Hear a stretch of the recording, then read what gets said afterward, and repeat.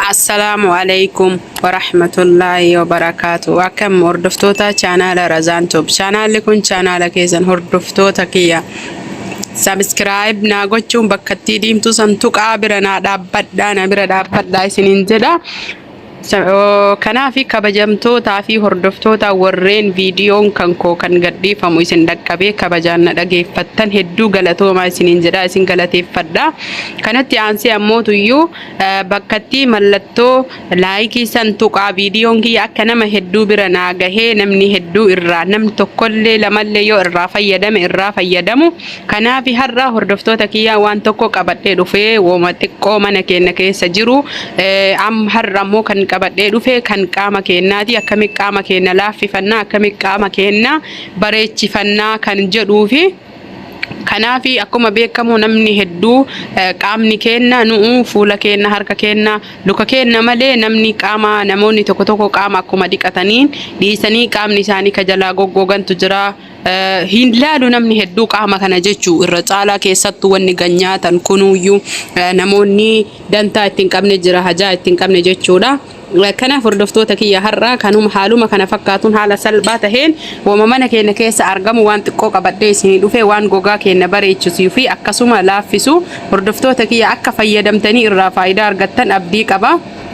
Maaliif jennaanidhaan ufii kiyyaa fayyadamee waan argeef jecha isinii fi maa jira tartiiba isaa akkamitti akka fayyadamnu jechuudha. Kanaafi akkaataan isatti fayyadamnu kunoo kan asitti argitan kan qopheeffannee jirru kuni sukkaara, loomii, zayti zaytuuna. Kanaaf hordoftoota kiyya har'a haaluma kana fakkaatuun qopheeffannee akkasuma ammootuyyuu waa hedduu jira mana keenya keessa argamu wanna baay'eetu jira kan qaama keenya laaffisu akkasuma diriirsu babbareechisu jechuudha. Dubartiin hedduu barbaachisaadha qaamni keenya akka laafuu fi akka argitee diriiraa ta'u hedduu filatamaadha. Kana maaliif jennaan dhiiraaf dubartii kan adda godhu jechuun keessan hin oolu. Dubartiin waan hedduu argiti akkasuma ammootuyyuu jismiinis uumamumaanuu laafaa kan uumame gogaan keenya laafaa uumame haaluma kana fakkaatuun haaluma salphaa ta'e mana keenya teennee yoo viidiyoon isinitti tolee inshallah jaalattanii jettan adeemsa keessa kan birallee fidee isinii garsiisuu danda'a waan salphaa ta'e jecha waan hedduu isiniin barbaachifne kunoo sukkaara saanii tokkotti godhanna saanii wayiititti jechuudha.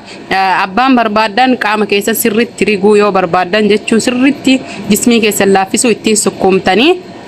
Kanaaf hordoftoota kiyya haaluma kana fakkaatuun sukkaara erga saanii godhannee jennee loomii itti cuunfanna. Loomii itti cuunfannee geessinee jechuu loomiin guddoo yoo taate takkittiin hin geetti xiqqoo yoo taate ammoo loomii lama itti cuunfannee booda saniillee zayti zaytuuna itti qicanna. Zayti zaytuuna rakkoon qabu maankaa guddaa tokkollee lamallee yoo itti gootan maankaa nyaata ani tilmaamumaan waan beekuuf itti godha. Hordoftoota kiyya haaluma kana fakkaatuun jechuudha salphamatti booda sanii qaama keenya shaaworii yeroo seennu yookiin qaama keenya yeroo dhiqannu saamunaan riinee dhiqannee qaama keenya sirriitti jechuuf irraa sukkuumnee dhiqannee eegageessinee maal goona saamunaa ofirraa qulqulleessinee kaanee qaama keenya kana shaaworichuma sanitti sukkuumnaan waan amma wali qopheeffanne kana jechuu loomii zayti zaytuuna sukkaara sukkuumnee qaama keenya sirriitti bakka nu gugurraachate jilbarraan ciqilee irraan hin jiraamire bakka hedduu kan nu gugurraachate jedhu qaama keenya kana jechuudha. Namoonni hedduu hin beekan jedhee yaadaan kana hundi keenyaayyuu akka qaamni keenya nu gurraachatuu fi qaamni keenya nu goggogu waan hin feeneef jecha hordoftoota kiyya wama ofii jaaladhuu fi waan mana keessa fayyadamee yeroo hedduu faayidaa argadhe isiniif dhiyeessee dhufe qabadhee yoo isinii qoode hoo kan jedhu akka immoo narraa qoodamtan abdii rabbiitiin fedhii qaba. Kana booda akkanatti erga waliin makannee geessinee akkuma isiniin jedhe mana shaaworii yoo seentanii jettan shaaworii keessan dhiqattanii saamunaan qaama keessan guutuu dhiqattanii yoo geessitan qaama keessan kana qaama keessan daqiiqaa kudhanii fi sukkuumtanii jechuudha waa wali qopheeffanne kana achi booda immoo saamunaan dhiqattanii bishaaniin ofirraa lollaatanii kaatanii uffata keessan fooxaa ta'uu akkaataa jireenya mana keessaniitiin taha. Hordoftoota kiyya waan hedduu akkaan bareedaa akkaan filatamaa gogaa laaffisuu fi diriirsuu fi akkasuma mootuyyuu bakka nu gugurraachate waan garaagara namoonni tokko tokko akka roobbii akka maalii jedhu waa hedduu jira miiree qaama keenya kana wanni babarreessee lafa kaa'u. Jechuun takka lama jechuun ulfaata walumaan beeyna waan taheef hundi kennaayyuu jechuudha. Kanaafi haaluma salphatti jechuudha irra deebisee viidiyoo isin garsiisu jira. Maaliif jennaaniin akka jalqabaatitti akka sirriitti hubattan booda sanii qaama keenya saamunaan dhiqannu bishaan qofaan lolla'annee akkasitti ofirraa baanaa jechuudha. Jismiin keenya yeroo sanuu yoo harkaan qabnu hedduu laafaa fi akkamitti isinii hima akka daabboo kaamiraatitti hedduu jismii bareedaa laafaa ta'a. Akkasuma immoo adeemsa keessa yeroo dheeraa walitti dhaabdanii namoonni fayyadamtan jismii keessan addeessuufillee baay'ee gahee guddaa qaba. Loomiin akkuma beeku waan gurraacha hedduu gara ifnanaatti yookiin ammoo tuyyuu viitaamin C waan taateef jechuu gogaa keenya akka dafee bareeduu fi akka dafee diriiruu fi akka dafee laafuu gahee guddaa qabdi. Sukkaarris akkasuma zayituunni kana jedhee bu'aa isii isinitti himuu hin danda'u. Gahee guddaa qabdi gogaa keenya laaffisuuf jecha akkasuma diriirsuuf akkasuma bareechisuuf isiin viitaaminoota hedduun kan badhaate waan taateef jecha haaluma salphaan manuma keenya teennee haaluma laafan haa fayyadamnu isiniin jedha hordoftoota kiyya. Of eeggannoon qaama keenyaa barbaachisaadha. Qaama keenya fuula keenyarraa qabee hanga kottee lukaatti of eeggannoo gochuu qabna. Dubartiin takka yoo of eeggannoo hin goone ulfaataadha. Gogaan keenyas uumamaan kan dhiiratiin garagara.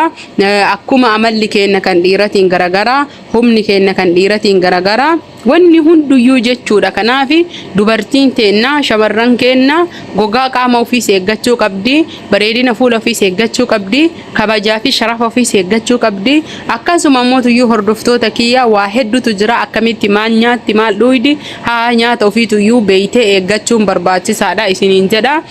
Immoo tuyyuu akka jaalattanii inshallah rabbii isin gargaaruu irraa jaalattanii irraa fudhattan abdii isinirraa qaba. Rabbiin inshallah isinii haa laaffisu hordoftoota kiyya haaluma kana fakkaatuun haala salphaan jechuu waan baay'ee nama dhibuu miti. Itti haa fayyadamnu manuma keenya keessa teennee haa fayyadamnu, gogaa keenya haa laaffifannu, gogaa keenya haa bareechifannu. Hordoftoota kiyya dirqama gogaa keenya laaffifachuun bareechifachuun jireenya keenya keessatti jechuun qaamni kan kee bakka wayiitiin yoo sirraa hir'ate waa ofirraa argitee jette qalbiin teetunuyyuu hanga takkasi cabdi tariitii maalii kan jettu wayii sitti dhagahama. Kanaaf gammachuma keetiifuyyuu jechuu namaafuu osoo hin tahin ufumaafuyyuu yoo gogaan kee laafee bareedee jedhe hedduu sitti tola. Kanaaf sirritti haa fayyadamnu isiniin jedha hundi keessanuyyuu inshallah ta'ala akka rabbiin ufii fedhetti jecha fedhii ufiitiin rabbi nu haa laaffisu.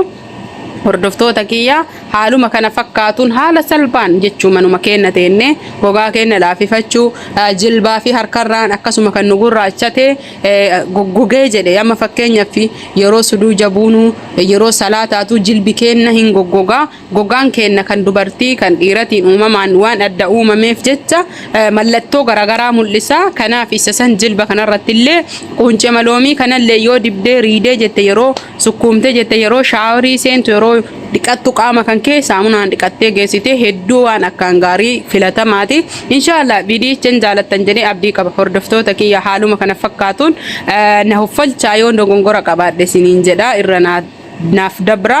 Kanaaf hordoftoota kiyya bilbila kiyya subscribe like naa godhaa. Oromootiyaa maalii fi chaanaala kiyya naan guddifne naan facaafne isiniin jedha. Kana kabajaan irra deddeebi'ee kan isin